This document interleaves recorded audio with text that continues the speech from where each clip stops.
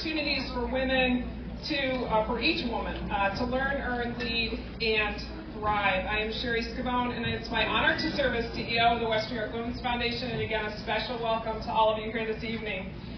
First, we acknowledge the land from which we are enjoying this evening in this beautiful sunset, which I told our friends from California happens every day here in Buffalo.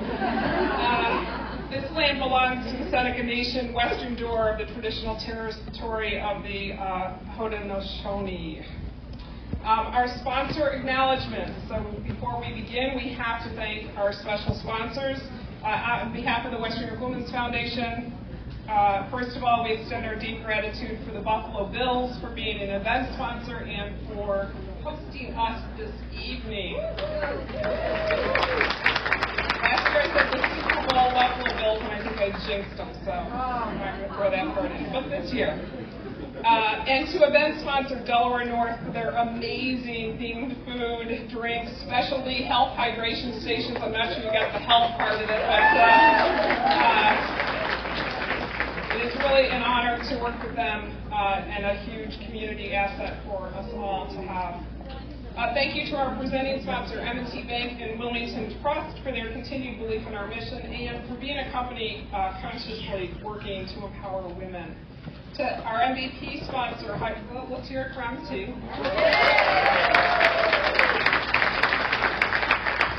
Our MVP sponsor, Highmark Blue Cross Blue Shield of Western New York. Our halftime sponsors, Cura Oncology and Delaware North. And to our media sponsor, WIVB Channel 4. If you haven't scanned the little QR code for the program, please do so. We have really an amazing number of sponsors. I'm trying to not get sorry. Amazing number of sponsors, and we are very thankful for all of them. And a few people to thank. I don't know if you saw the plethora of volunteers we have here, but we love to lift other women. And so we have, first, a large contingent of UB medical students who are here this evening. And I will vouch for the fact that they were upstairs quizzing each other on neurology, so we're good. And a special note, we have M&T Bank volunteers. We have our Queen City Revival young professionals who not only helped out our single moms, but are here helping us out tonight. And we have the Buffalo Mafia Babes, which is a story in and of itself. And I want to lift up especially a young artist who did our gratitude wall, which hopefully you all participated on the way in, and also the cards, the food cards for Delaware North. She is really an inspiring young leader, Hannah Saplinski. And one of the Buffalo Bills' biggest fans is our governor, Kathy Hochul, and on behalf of the governor, I'd like to introduce her she's been on the job 5 days, I think, Western New York Regional Representative Quinn Bushin is here with us. We're breaking rain, right? And I want to acknowledge the women who use their power and leadership to guide this event. Our event co-chairs, Gretchen Getter, Ann Joint, and Liz McPhail. Can you stand and be recognized?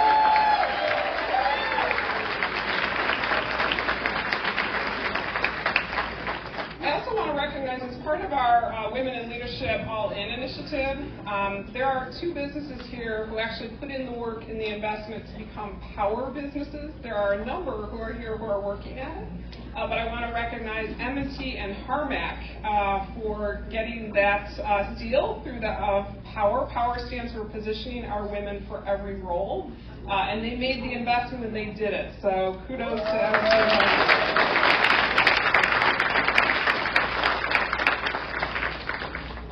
So 1 year ago, we honored and sent love to the families of the 10 beautiful lives that were taken and so many who were injured physically and emotionally in East Buffalo. The Western New York Women's Foundation committed at that time to working harder to close the inequitable gaps in our community, and we recommitted to take action together to do better for the next generations, especially for women, and to work to continue to excel the possibilities, driving equity for all. As Dr. Davis, who you'll hear from, taught us, disparities are uncontrollable, but inequities are designed. We see every day in our work to drive solutions and power and change through advocacy, our person-centered, trauma-informed, restorative, empower from education to employment initiative, and our metric-based employer leadership program, All In. The very real trauma and the disproportionate impact of COVID, 514, snowstorms, and fires has had on our Black and brown sisters. We feel the impact in this tight-knit community of living alongside the cardiac episodes of Damar Hamlin and Kim Pagula.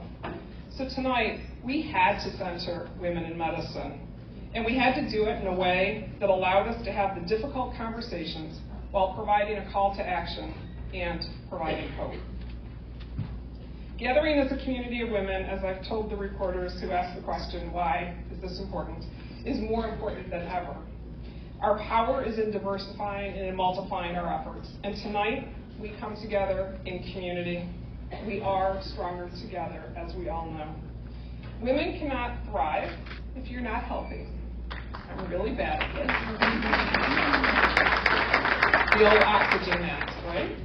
So we hope that you leave here tonight with some tips about how to take care of yourself so you can take care of your family and you can take care of your community and understand the health of our community even more. After all, we have to hold up our 54% of the world, right? I will tell you as a physical therapist that your first self-care exercise was those of you who donned your sneakers this evening, because heels are really not very good for your back. So before we begin, you were each given a pedometer when you started, and we have a little internal contest going here. We have a prize, and someone from our staff is going to tell us where that is. We have an autographed something for someone who has the most steps. So, anyone have 10,000 steps since they got here?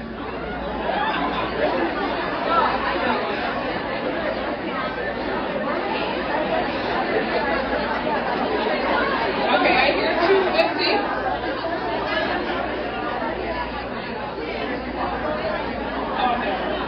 Okay, does anyone have 2,000? Can anyone beat 2,000? Oh, we got a 3,000. 3358. Anyone beat 3358? Oh, what do you have? 6,000. Were you running around up there? Okay, 6,587. What do you have? Okay, anyone beat 6,587?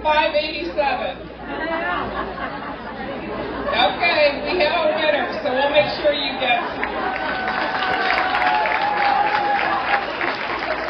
So,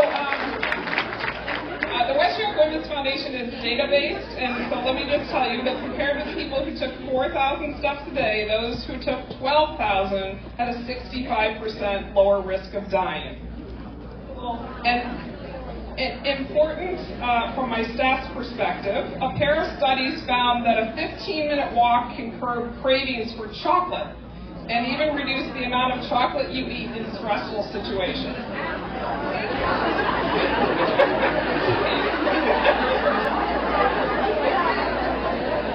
If you have not taken the Kahoot when you came in, there was a QR code to take a quick Kahoot survey. There are more autograph prizes afterwards, so you might want to pull that out and do it.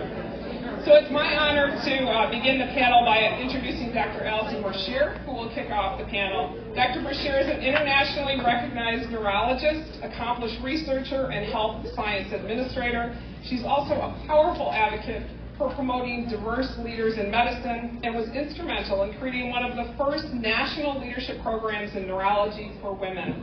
She is a frequent lecturer on the importance of diversity in medicine and a lifelong champion of advancing women's leadership in medicine. Alison joined our community in December 2021, and I am convinced has not slept since, serving as Vice President for Health Sciences at the University of Buffalo and Dean, the first permanent woman to gain that position at the Jacobs School of Medicine and Biomedical Sciences. A valued board member of the Western New York Women's Foundation, it is my honor to introduce Dr. Allison Brashear. Thank you so much, Sherry.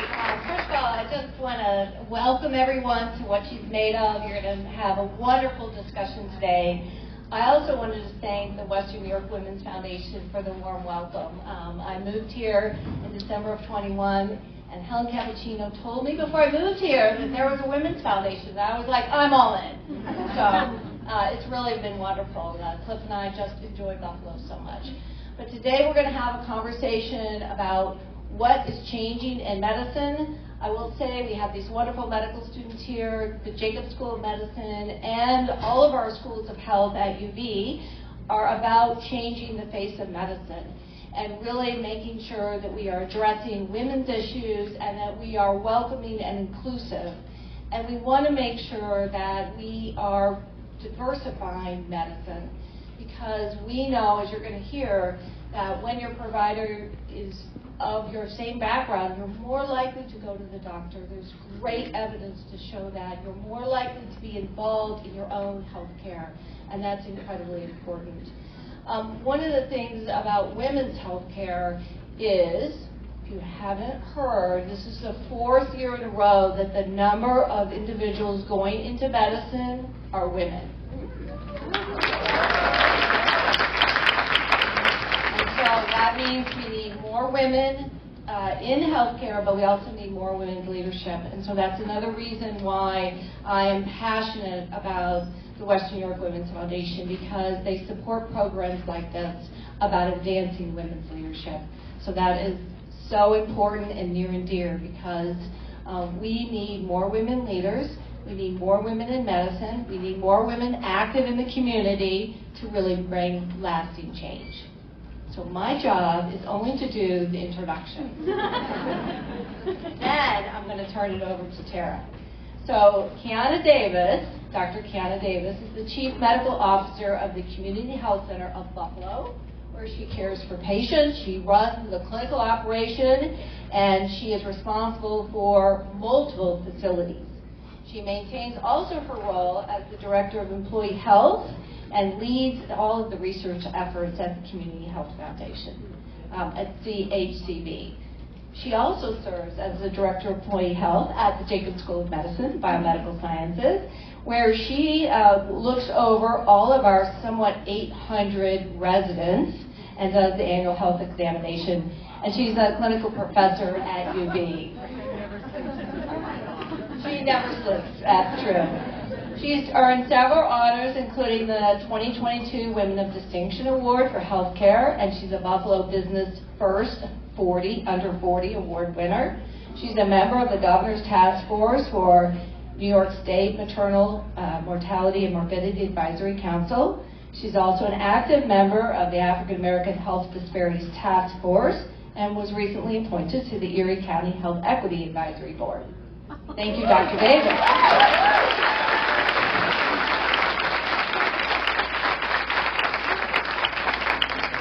Now we have Dr. Myra L. Mathis. Myra's here in the green.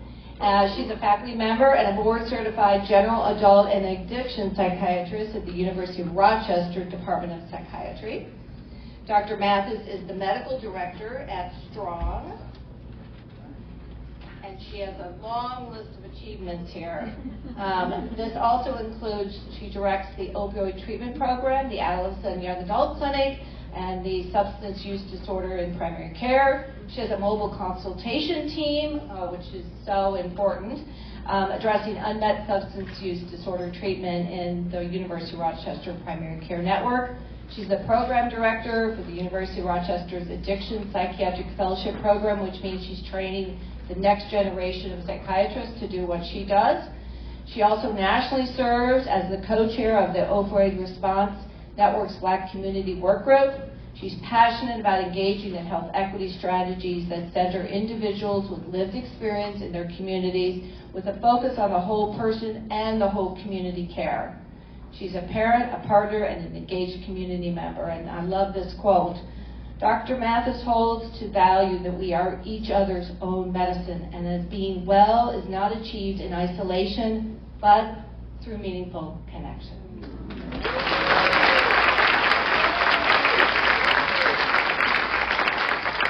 And last, Dr. Jennifer Roberts is here in the middle. She's a tenured associate professor in the Department of Kinesiology at the School of Public Health at the University of Maryland, College Park.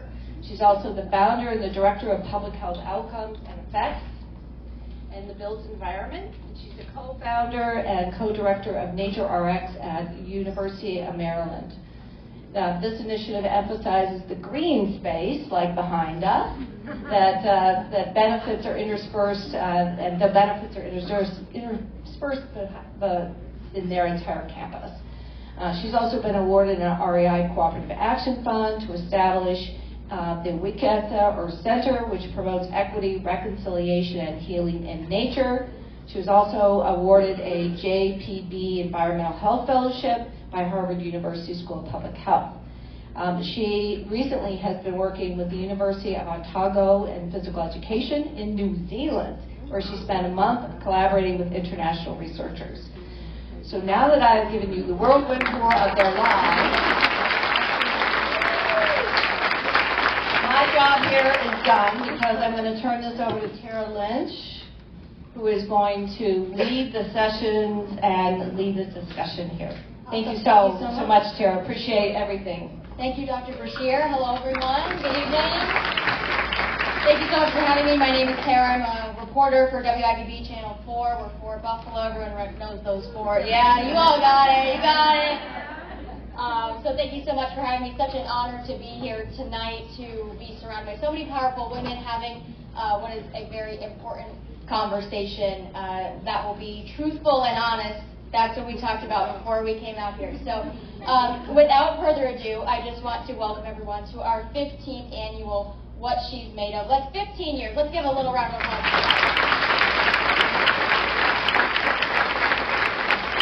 And I do want to give our speakers a moment to introduce themselves, although Dr. Brashear, I think, ran through everyone's LinkedIn here.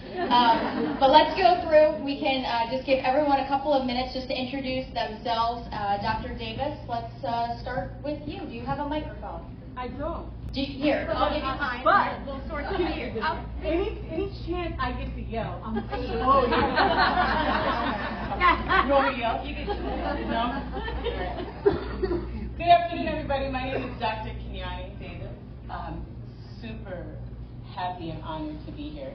I'm probably going to drive everybody crazy because I'm going to walk around, not because I'm like some formal trained speaker, but because I am deathly afraid of heights, and this whole notion of having it's like creeping my anxiety up. But I am the Chief Medical Officer at Community Health Centers of Buffalo, which is a federally qualified health center. We take care of 21,000 patients. And we take care of, I tell everybody, we take care of anybody from the homeless person to judges to lawyers to millionaires. And it's the greatest social experiment ever in the waiting room, because you get a chance to see people sit next to people who probably would never talk to each other. And I don't know if you know this, but that's the problem with society. We don't talk to each other. And we don't have honest conversations like we're going to have today. And one of the great things is I am very comfortable in uncomfortable situations, so if anybody's uncomfortable, it's okay. I am very comfortable. But I am a health disparities researcher, so I sit in the space of intersectionality and how it impacts health. And hopefully by the time we're done today, you will learn something new. You'll have a different way of thinking about some of these challenging and hard decisions, and you will also understand your role, your part in this.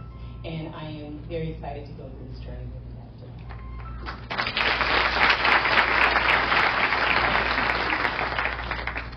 Well, good evening. I guess it is evening time.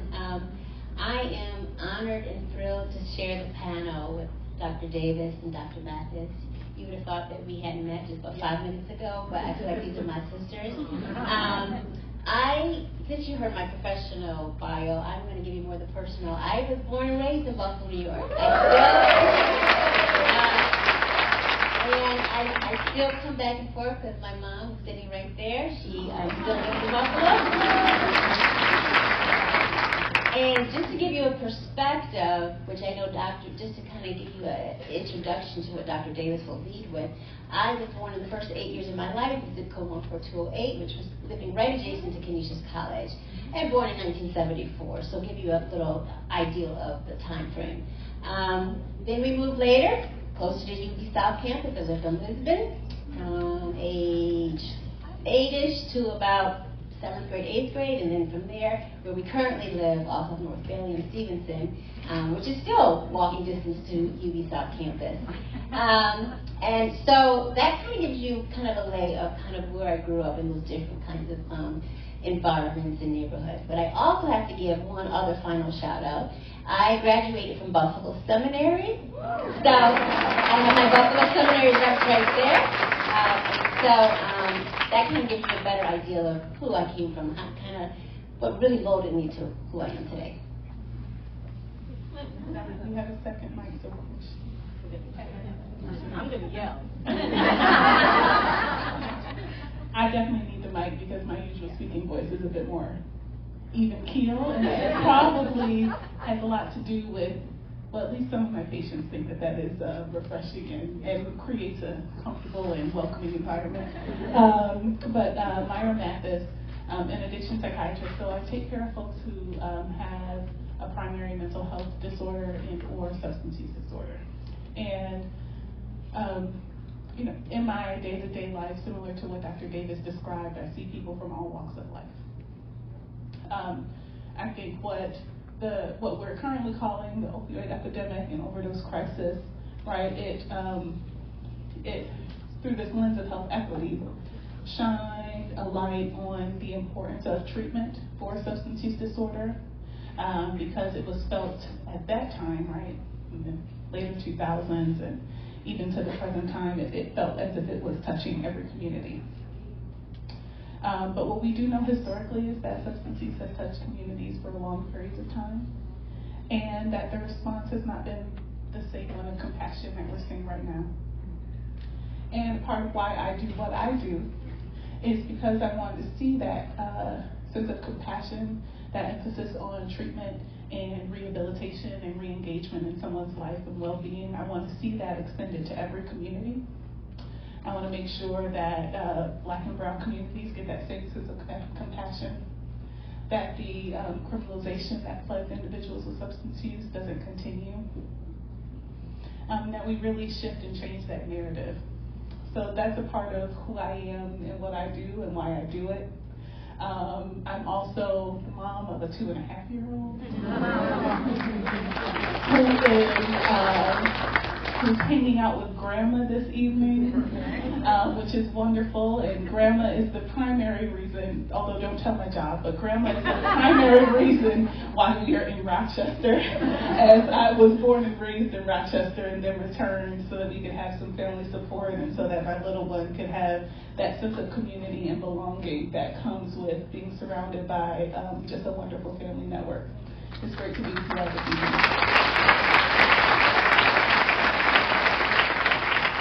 What an incredible panel that we have here tonight. We're so lucky to have all three of you with us, so thank you so much for being here. I want to just go right into it here. So the Western New York Women's Foundation adopts an intersectional approach to its work, one that considers the barriers and challenges faced by those who experience intersecting and compounding forms of discrimination and bias related to gender, race, and other factors, including sexual orientation, ethnicity, religion, ability, age, and socioeconomic status. So, Dr. Davis, we will begin with you. Can you frame for us the intersectionality in healthcare and medicine, the historical impacts, the constant societal impacts, the intersection of socioeconomic impacts, and their effect on health, particularly for marginalized communities? Oh. I feel like I'm at a beauty pageant. I'm going to get off this with my feet, right? Exactly. All right. Sorry, guys. I think I'm supposed to be professional here. So intersectionality. I like interactive, lectures. How many people have heard of intersectionality? walk away from them. Say it with confidence. I am a woman, hear me roar. How many people know who actually coined that term? Talking about women's sponsorship. Ooh, somebody all the way to the back. Can you scream it? Dr. Kimberly. Yes! So Dr. Kimberly Crenshaw coined the term intersectionality. So what is intersectionality? So this is me walking again because I feel like my body's going to levitate. Intersectionality is the multiple vulnerabilities that make somebody or somebody else's situation more vulnerable. So it is the crossroads between race, gender, socioeconomic status, homelessness, LGBTQ. Any of these independent variables can make you blind to certain situations. So for instance, I don't know if anybody knows, but I am a black female, right? So what does that mean? That intersectionality of black, female, and medicine is very different than my Caucasian female and medicine counterparts. And that's an important concept because when you look through history as well, and we look at the women's movement and the women's rights movement, there were some of us who couldn't share in that fame because I had to choose a struggle. So intersectionality is very important. And so, because this is a loaded question, but I want to help you listen with a different lens. When you ignore certain vulnerabilities or certain health inequities, you ignore it long enough, it begins to knock on your door. So, like Dr. Mathis talked about, crack cocaine hit the black community in the 80s. But it wasn't met with the same compassion. It annihilated communities, generations. But we ignored it. Then what happened? Now we have the opioid epidemic. So let me help you listen with different ears today. These things that seem like they're things that plague other people, it is not true. Because whether it's a month or in a few years, it will knock on your door. The housing crisis, the housing crash that happened in the early 2000s. There was predatory loans for home mortgages, which is a social determinant of housing. We'll talk about that in a second. That were being practiced in African American communities. And when these people tried to bring it to people's attention, then what happened? Then the housing market crashed. Intersectionality is important. Social determinants of health. I'm going to say this. How many people know what social determinants of health are? Now we're all going to know. Social determinants of health, Dr. Davis's way of saying it, is all the non-medical things that make up the totality of somebody's health. And the reason why that's important is because it makes up 80% of the totality of your health. What I do in the brick and mortar with my stethoscope is only 20%. And the truth is, out of that 20%, 10% is really the only thing that I can do. The other 10%, you can thank your mama. Because that's genetics. So where you live, where you work, where you play are all important. Have you heard that your zip code determines your health? Health inequities are unjust, avoidable, and they are by design. Health disparities can just happen. Differences in weight between male and female babies. I don't think God said, hey, I want this male baby to be born. Inequities are different. Do you know there's 5 zip codes here in Buffalo? 5 zip codes. And in those 5 zip codes, 90% of the black population, we just talked about this, right? You're black, right? Live in those zip codes. Hospitalization rates are higher. Home ownership is down. The tax base is down, which means the education system is down, which means the cultural capital that people can have is down. That wasn't by accident. It was by design. So when people say we live in a broken system, we don't live in a broken system. We live in a system that's working. And it's up to us to have these hard, courageous conversations, to ask ourselves how we will undo it. Because here's the thing. If a man can create a system, then we can undo it.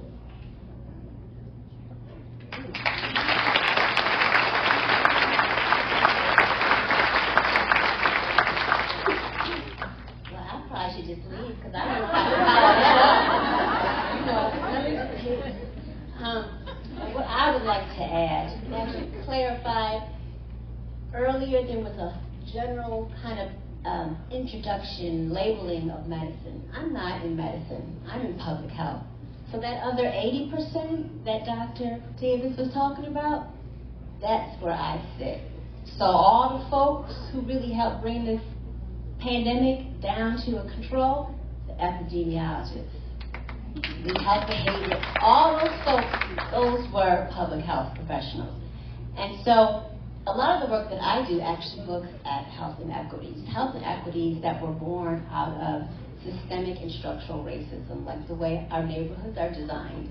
And so again, as what was mentioned earlier, when we look down Main Street, we definitely know West Side, East Side. And as you were saying, 90% of black folks live on the East Side.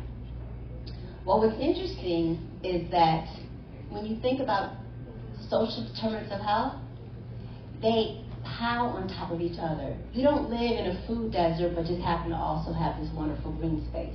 No, it's usually a play desert, a transit desert, a food desert, and all those inequities stack on top of each other, which you therefore can actually result in health disparities. So then by the time you go and see Dr. Davis, you're like, well, dang, why do you have these, why am I seeing all these black people coming with this high level of heart disease? But if she doesn't look at it in totality, seeing where these people live, all the way, actually going all the way to in utero, where their mama lived, you know, you have to really go and really think, oh, well, maybe they don't have a grocery store, maybe they don't have a Whole Foods, they got to go to 7-Eleven, which doesn't have fresh fruits and vegetables. Maybe they don't have sidewalks to walk to the bus stop. Maybe they don't have a bus stop to walk to. All these things, so therefore, by the time they see her, they have inadequate physical activity, their nutritional status is poor, all these things stack on top of each other. And then she might just check, yeah, health disparity, higher rate of heart disease. But she's going to look at the whole totality of how we got there. So, I don't even know what else to add because over here Dr. Davis is preaching.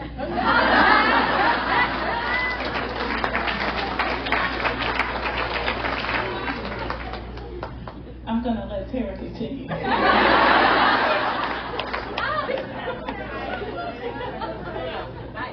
We've got another long question, but this one's going to go to Dr. Roberts. So Buffalo, it sort of ties into what you finished with. Buffalo, New York is the largest grant awardee in the United States from the Bipartisan Infrastructure and Job Laws Historic Reconnecting Communities Program.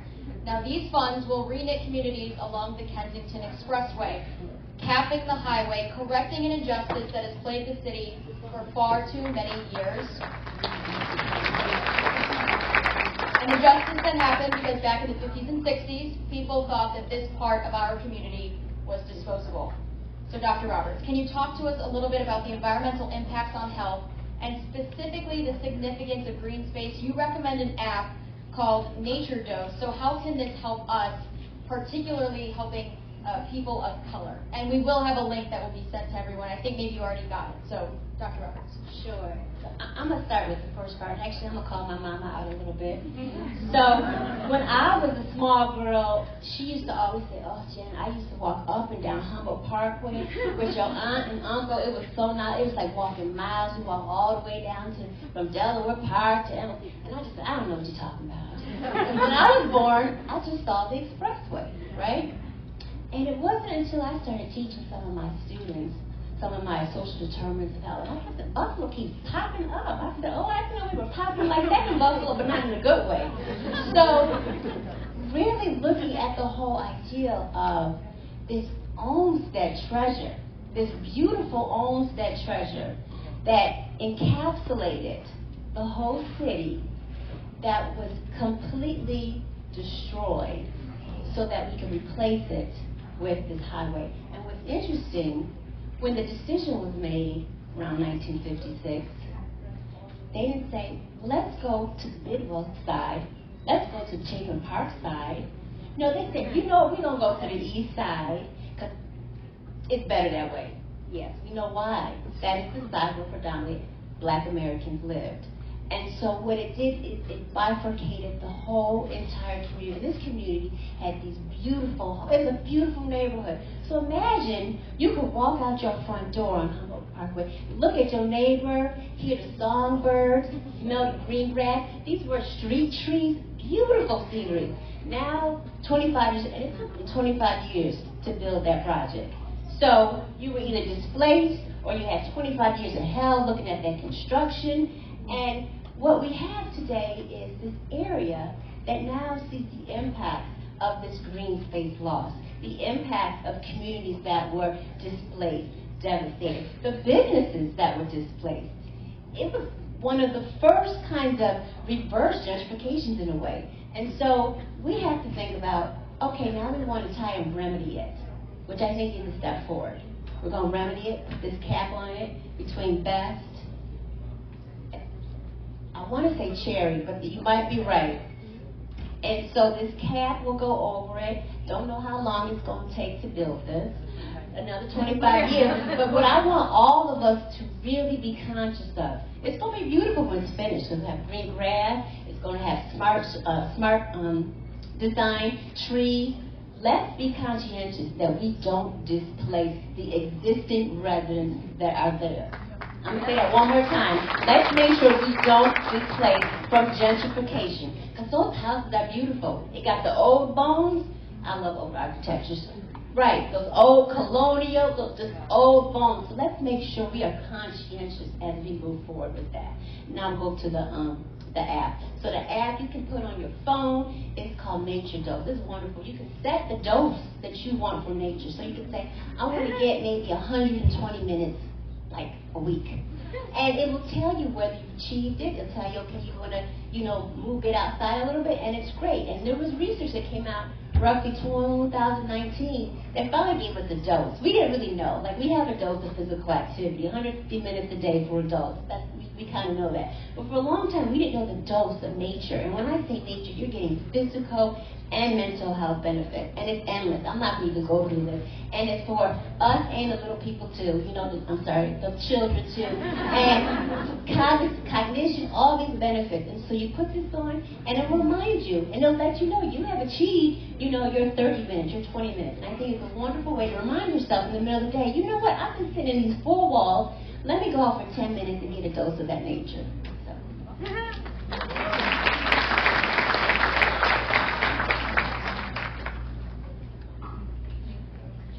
Get the mic back on here. Perfect. So this one will go to Dr. Mathis. We are aware of the impact of COVID-19's uncertainties and how isolation has really affected mental health. At the Western New York Women's Foundation, we see this daily in our person-centered Empower from Education to Employment initiative, where single mothers are trying to overcome mounting levels of trauma, including poverty and crime, to gain economic mobility. We know that our community is experiencing catastrophic levels of opioid deaths and a multitude of increasing addictions. So you are an addiction psychiatrist that holds to the value that, quote, we are each other's medicine, as a well-being is not achieved in isolation, but through meaningful connection. So can you talk to us a little bit about how we each begin to heal and how we really achieve self-care? After all, we can't help our communities, we can't achieve economic self-sufficiently, and we certainly can't thrive without putting our oxygen masks on first. So these are really power-packed questions, and they tie in many different elements of the conversation that we're having this evening. First, I want to start with this idea of wellness and isolation, and I think similar to the opioid epidemic, it seemed as though the world kind of woke up to the importance of mental health during COVID-19. That our collective, in an oxymoronic way, our collective isolation and our disconnection from one another really had an impact on our mental well-being. Increased rates of anxiety, increased rates of depression, increased rates of suicide deaths, increased rates of overdose deaths. And we were faced with the reality that when we are separated from one another, when we are facing economic uncertainty, right? Job loss, folks working from home, all the impacts of COVID-19, that we lost something in our health and well-being that we're still trying to get back. And so I want to think about this idea of self-care, and I'm using air quotes intentionally, right? Because self-care has become an industry that we're marketed to as women in terms of our self-care. Self-care is all about that mani-pedi, it's all about that massage, it's all about your spa day, and I don't want to minimize those things, right? That in our various roles and things that we do professionally in our families, that if you get spending all of your time doing for others, it's important to take a moment to do something for yourself. And also, I want us to be clear about what the oxygen mask really is. That maybe the mani-pedi or maybe binge watching Queen Charlotte is not the oxygen mask that you thought it would be. We all did it, it's okay, let's admit it collectively, we all did, okay? I won't say that I did it from like 9 p.m. to 3 a.m. while my toddler was sleeping, because that's the only time I had for myself, but it's happened, right? And we can feel like we're taking a moment for ourselves. But is that really the oxygen mask? Is that really refreshing to our mind and our spirit? Does that really counterbalance the stress and the pressures of our lives? Does that really create a counterbalance to the impacts of anxiety and depression? Maybe not, because we probably just needed a good night's sleep. And so I really want us to think about what the oxygen mask is. So yes, the oxygen mask is green space. Yes, the oxygen mask is getting a dose of nature. Yes, the oxygen mask is getting in that physical activity that our bodies need. And the oxygen mask is also being in community in an authentic way, in a way that breeds vulnerability and genuine connection.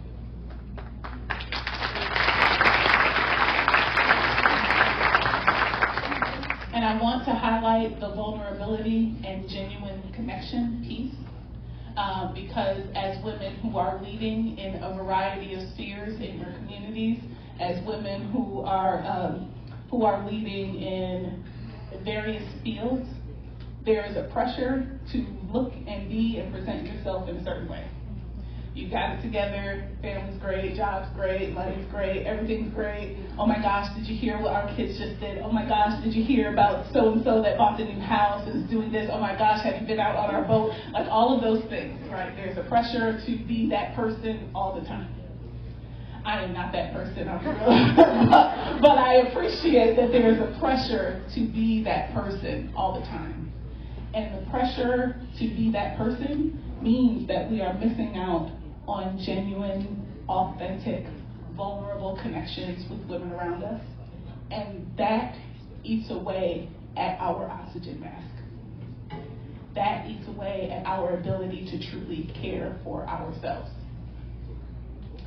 So you can book the spa day, but are you going to go to the spa day and actually have a real conversation with someone about what's really happening in your life?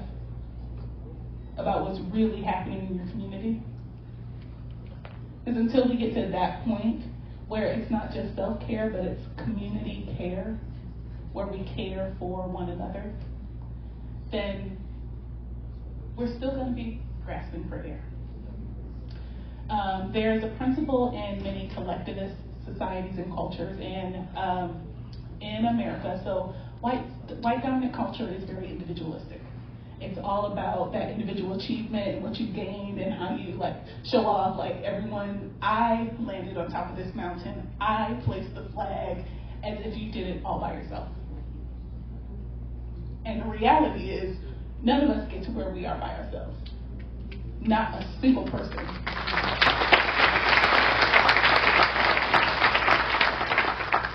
But white dominant culture teaches us to only see ourselves and to only see our individual achievements, and we don't see the collective. One thing that I love about being a Black woman and that I love about Black culture is that we know we are all in this together, okay? That's why I'm in Rochester with my mama. That's my baby. Because I know I need her. I know I need her. I know I need that family unit. I know I need that community. I know that my community is what strengthened me to be able to do the things that I do. And so community care really flips that idea of self-care on its head. That it's not about those things that you're doing for yourself just to say, oh, I need a me day. You might need a me day. I get it. Like, you're stressed and overwhelmed. But the me day won't be as refreshing and as rejuvenating as you think it could be until you get to a space where you're learning how to connect with people authentically and genuinely.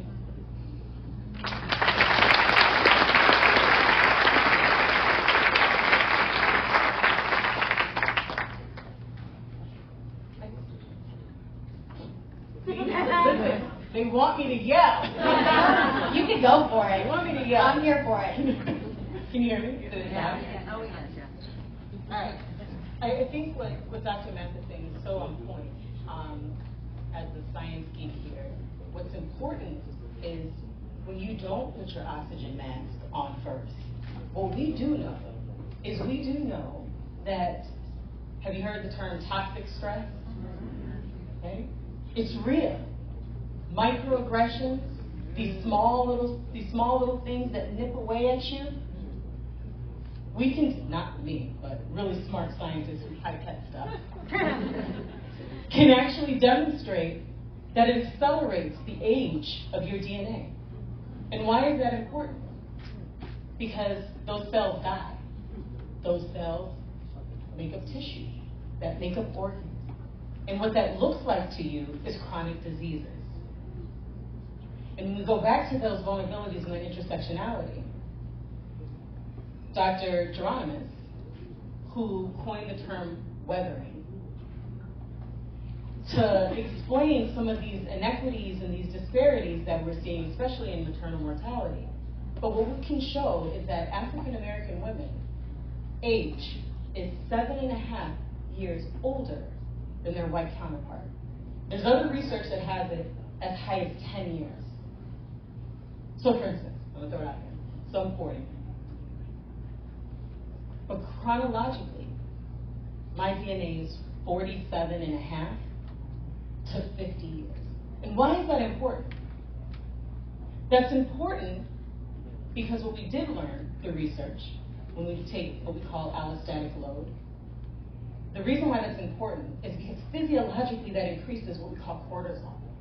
That cortisol keeps you in that hyperarousal state. That cortisol affects glucose metabolism, which is diabetes. We have found that the allostatic load is higher in our Black women between the ages of 25 and 44. Also affects 18 to 25. Why is that important? Those are childbearing years. So where you think you have a 20-year-old African-American female delivering a baby, you really have a 27-year-old African-American female delivering a baby. And those intersectionalities makes you vulnerable and blinded in the healthcare, which is why community is so important. Advocacy, allies are so important so that together we can thrive. Because your fellow women out here are hurting and they're dying prematurely, not at their own hands. So that's all I wanted to say.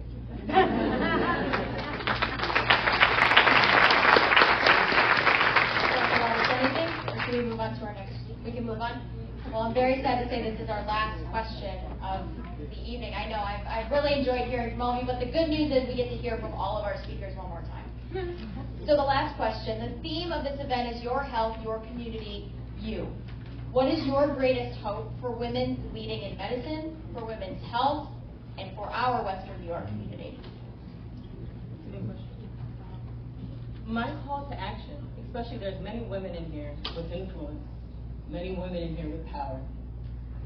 Ask yourself, in your day-to-day practice, how are you pushing the agenda for the person to the right and to the left of you? In looking at things through a different lens, right? The thing that you thought was okay, step back and think from somebody else's position and somebody else's shoes. Once again, if a man created this system, we as women, my husband's probably like, oh, we as women can undo it. I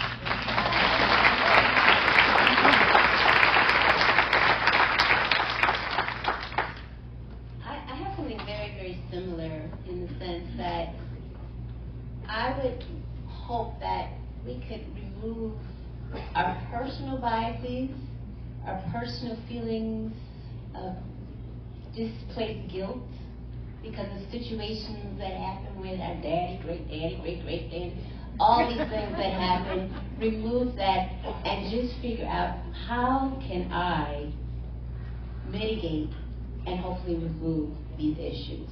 How can I make it so the next generation is looking back and saying, what were they talking about? What was the issue? Why? I want it so that when I talk to a lot of my students now who are 18 and 25, a lot of them are confused at what some of us folks have been doing.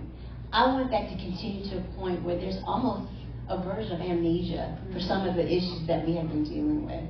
And so the only way we can do that is to remove some of our personal biases, some of our personal guilt with why situations are that or they're not, and really just get to work.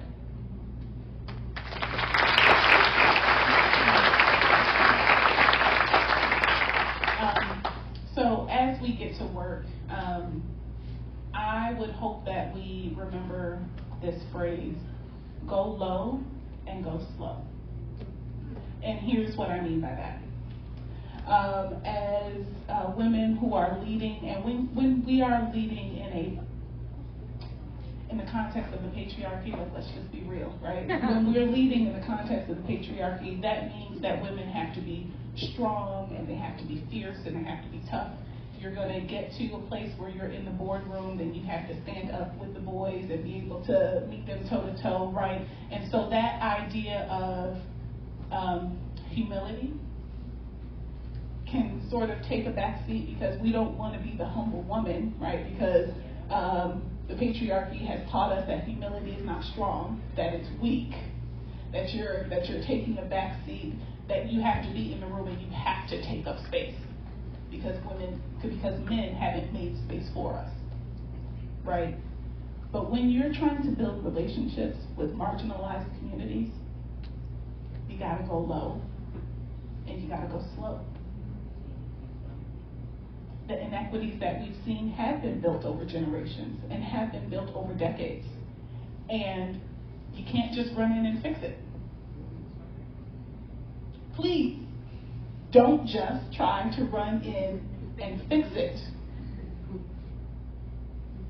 You have to take time to build genuine, authentic, meaningful connections.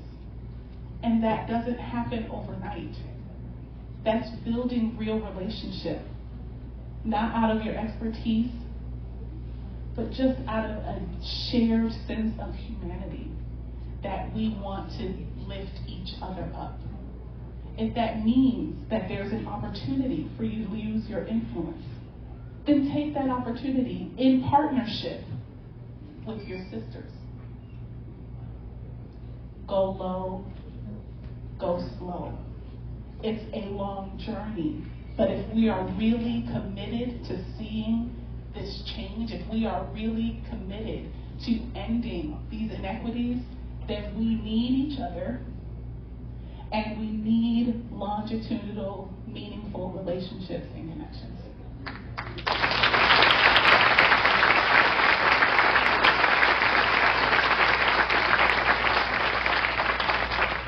Thank you so much to our amazing panel who give their heart and soul not only to their work but to their community. Let's have one more round of applause.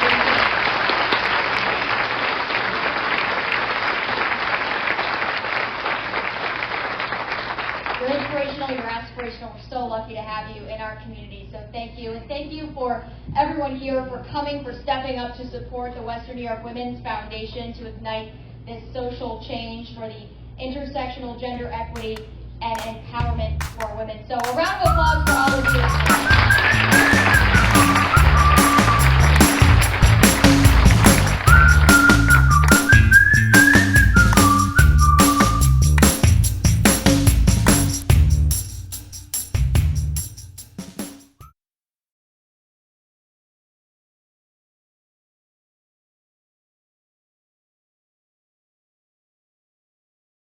Winner. 2 winners. I heard it was an autographed something. That sounds really exciting. Here we go. Down here, in first place, Drum roll, please. with 4,932 points, Liz C. Let's see. Congratulations.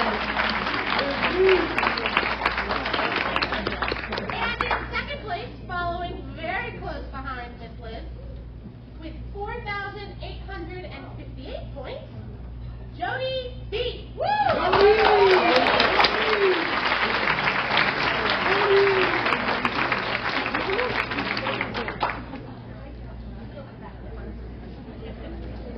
All right, Jody B., we have your prize coming to you over there.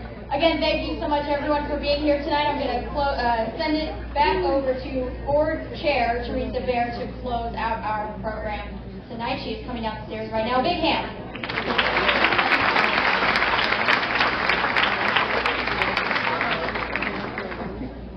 Thank you so much. As Board Chair of the Western New York Women's Foundation, I really want to thank every single one of you for taking your time to be with us tonight.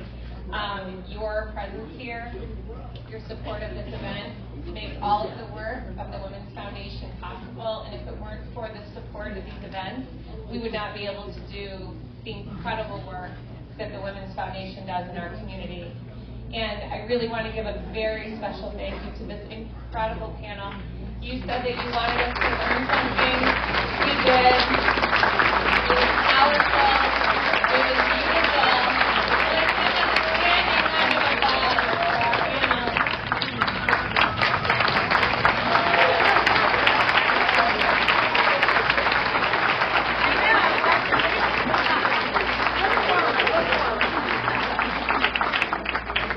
Thank you. It's just amazing. You took your time to be with us tonight, sharing your passions for medicine and public health and mental health, and it's just incredible learning.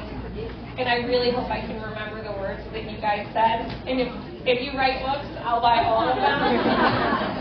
And I'd also like to extend thanks on behalf of the Women's Foundation to our board members, the committee members who led this event, especially on Joint, who spent countless hours getting ready for this, and Gretchen, there she is, and Gretchen, who so generously made this event happen at this stadium.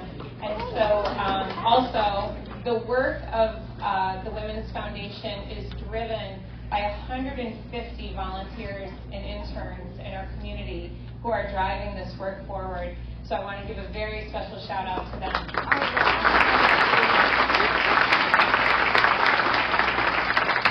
And by being here, each and every one of you is supporting our mission to create opportunities for women and girls in Western New York to learn, earn, and lead.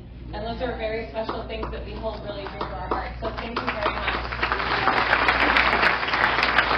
And last but not least, there's a really amazing e-program that is in all of the flowers up there. You can find it with a QR code. It's an e-program, and it really highlights all of the sponsors and supporters of this event tonight. Take a look at it.